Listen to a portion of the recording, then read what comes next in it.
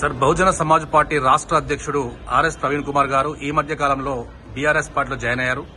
So BRS party అధినేత కేసీఆర్ గారు కూడా ఒక మంచి పదవి కూడా ఇవ్వబోతుందని తెలిసింది. సో దీనిపై మీరేమంటారు? ఐపీఎస్ మాజీ అధికారి మరి గురుకులాలకు ప్రిన్సిపల్ సెక్రటరీగా చేసి ఎస్సీ ఎస్టీలకు చాలా మంది పిల్లలకు మంచి విద్యను అందించి ఆ యొక్క వర్గాలకు ఆయన మంచి సర్వీసు అందిస్తూనే బీసీ ఎస్సీ ఎస్టీ ఐఏఎస్ వాళ్లకు అన్యాయం చేస్తున్నాడు కేసీఆర్. తర్వాత ఈ యొక్క కేసీఆర్ దగ్గర ఈ యొక్క వర్గాలకు ఆయన దగ్గర ఎలాంటి స్థానం లేదు.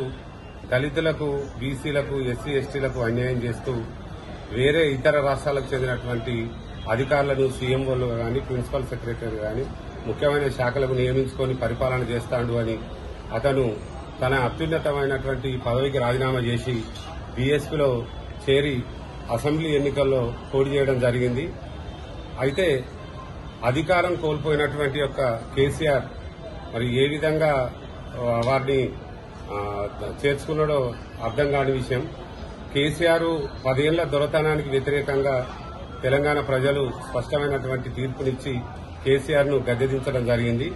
గద్దె దిగిన తర్వాత వారి యొక్క కుంభకోణాలు, ధరణి పేరు మీద వేలాది ఎకరాల కుంభకోణాలు, అదే ఢిల్లీ మద్యం కేసులో అతని కుమార్తె అరెస్టు కావడం, ఈ యొక్క సందర్భంలో ఆర్ఎస్ ప్రవీణ్ కుమార్ గారు బీఆర్ఎస్ లో చేరడం అనేది అసలు ఎందుకు చేరిండు అనేది అర్థం కావడం లేదు. ఆ యొక్క చేరిక ద్వారా దళితులకు గాని, ఎస్సీ ఎస్టీ పేద వర్గాలకు ఎలాంటి మేలు జరగదని నేను అభిప్రాయపడుతున్నా. గత 10 ఏళ్లలో ముఖ్యమంత్రి ఆఫీసులో ఒక్క బీసీ ఐఏఎస్ ఆఫీసర్ లేడు, సీఎంఓలో ఒక ఎస్టీ లేడు, ఒక ఎస్టీ లేడు, ఒక ఎస్సీ లేడు, ఒక ఎస్టీ లేడు.